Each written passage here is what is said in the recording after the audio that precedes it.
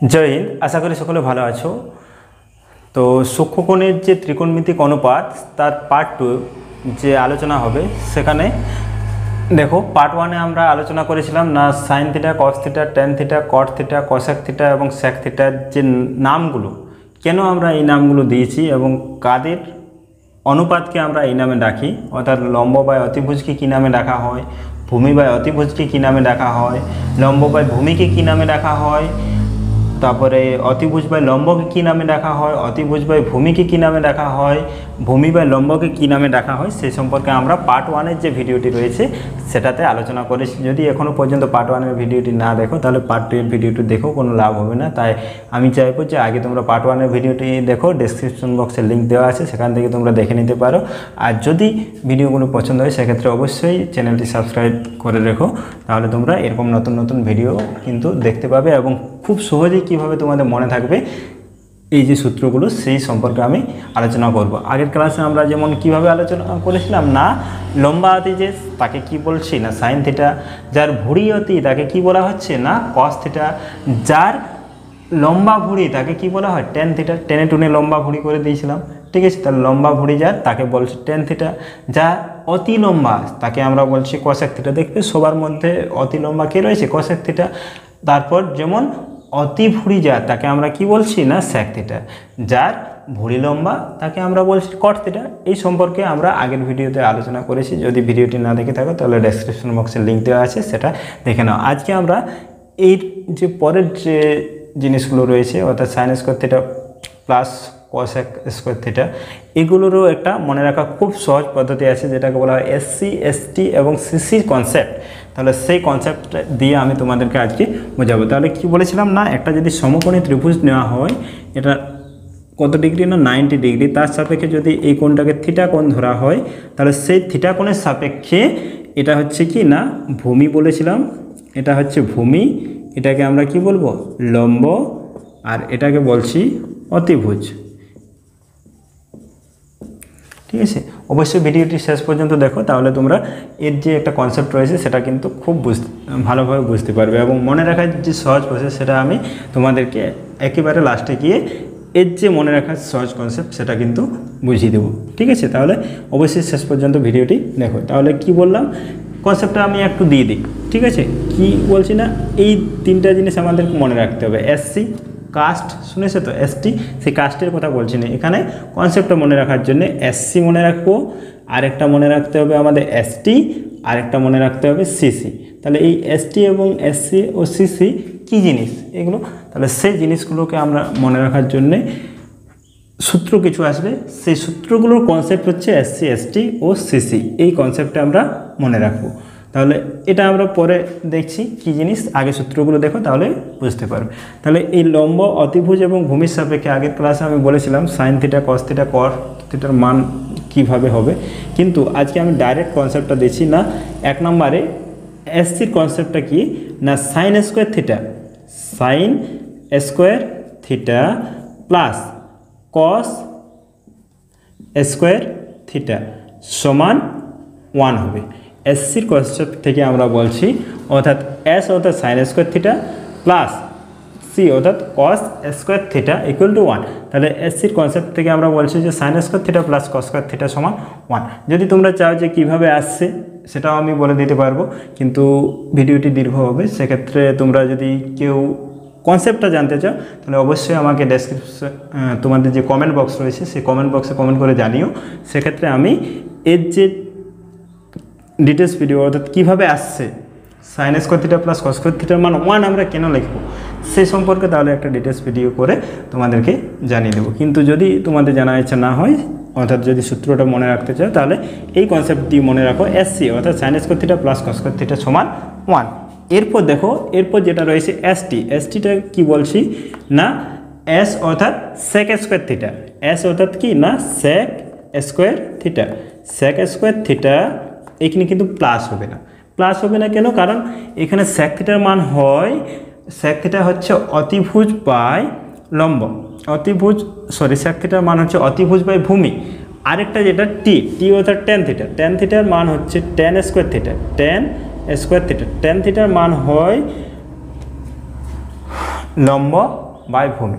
তাহলে দুজন ভূমি থাকার কারণে এটা হবে, দেখবে ভূমি স্কোয়ার লসাগু আসবে, আর উপরে আসবে অতিভুজ স্কোয়ার মাইনাস লম্বা স্কোয়ার, যেখান থেকে অতিভুজ স্কোয়ার মাইনাস লম্বা স্কোয়ার থেকে আমরা পাবো ভূমি স্কোয়ার, পিথাগোরাসের উপপাদ্য যেটা আমরা জানি, সেখান থেকে ভূমি স্কোয়ার কেটে গিয়ে ইকুয়াল টু আসবে 1। ইকুয়াল টু কত আসবে না, এর মান আসবে ইকুয়াল টু 1। তাহলে sec square theta minus tan square theta সমান আমরা কী পাবো না 1।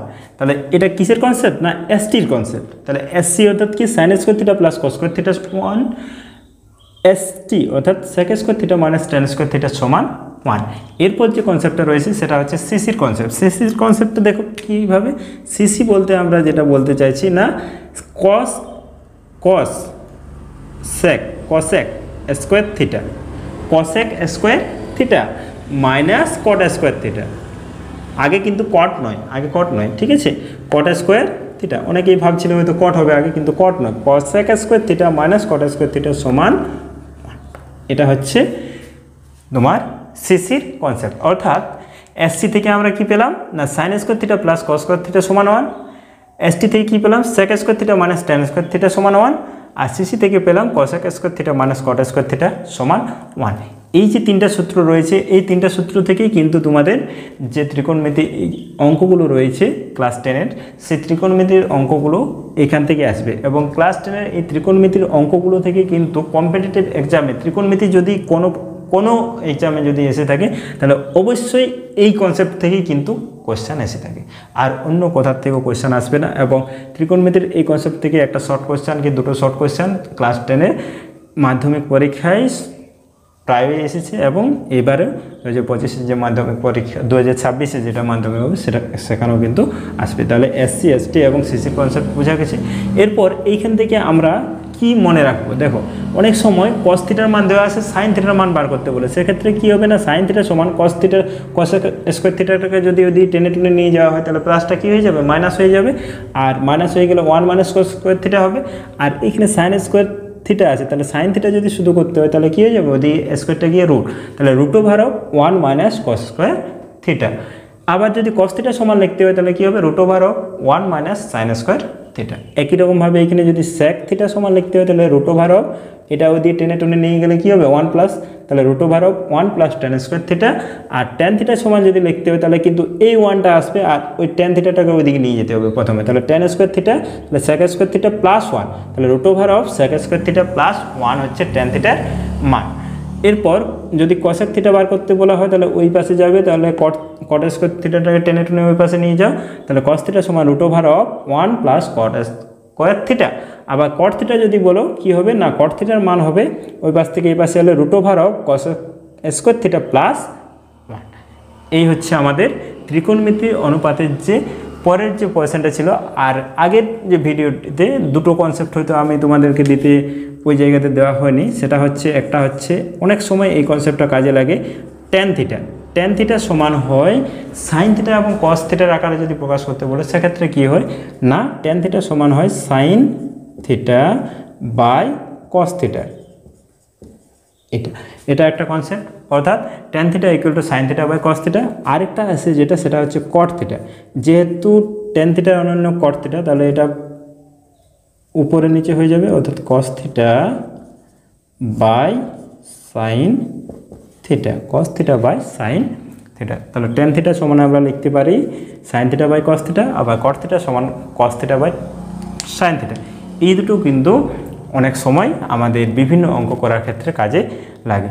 এরপর পরের ক্লাসে আমি তোমাদেরকে করাবো না এই যে ত্রিকোণমিতির অনুপাতগুলো রয়েছে, সেই অনুপাতগুলো থেকে কিভাবে আমরা সাইন 0 থিটার মান যদি 0 ডিগ্রি হয়, থিটার মান যদি 30 ডিগ্রি হয়, থিটার মান যদি 45 ডিগ্রি হয়, থিটার মান যদি 60 ডিগ্রি হয়, থিটার মান যদি 90 ডিগ্রি হয়, সেক্ষেত্রে তাদের যে মানগুলো সাইনের মান, কসের মান, টেনের মান, কসেকের মান, কটের মান, সেকের মান কিভাবে পরিবর্তন হয় বা কিভাবে আমরা মনে রাখবো, সেই বিষয় সম্পর্কে পরের ভিডিওতে আলোচনা করব। তাই অবশ্যই পরের ভিডিওটি দেখার জন্যে চ্যানেলটি সাবস্ক্রাইব করে রাখো, এবং সবার প্রথমে দেখার জন্য অবশ্যই একটা লাইক করে রাখো, এবং ভিডিওটি ভালো লাগলে অবশ্যই বন্ধুবান্ধবদের সাথে শেয়ার করো, ঠিক আছে, যাতে সবাই এই যে কনসেপ্টটা সেই কনসেপ্টটা নিতে পারে এবং পরীক্ষাতে যাতে সবাই একসাথে ভালো নাম্বার পাও সেই আশা রেখে সবার সাথে শেয়ার করো, ঠিক আছে। আর যারা কম্পিটিটিভের জন্য হয়তো এই জিনিসটা কাজে লাগাবে তারা সূত্রগুলো কেবল দেখে রাখো। 10 পাসের যে কম্পিটিটিভ এক্সামগুলো হয় সেগুলো 10 পাসের কম্পিটিটিভ এক্সামের জন্য এগুলো কিন্তু খুবই গুরুত্বপূর্ণ একটা অংশ। আরেকটা রয়েছে পূরক কোণের ধারণা, সেটাও আমি পরের ক্লাসে তখন আলোচনা করে দেবো পূরক কোণের ধারণাটা কী জিনিস সেই বিষয়ে। তাহলে অবশ্যই পরের ক্লাসে পরের ভিডিওতে সেই সম্পর্কে দেখা কনসেপ্ট নেওয়ার জন্য অবশ্যই তোমরা চ্যানেলটিকে সাবস্ক্রাইব করে রেখো। জয় হিন্দ।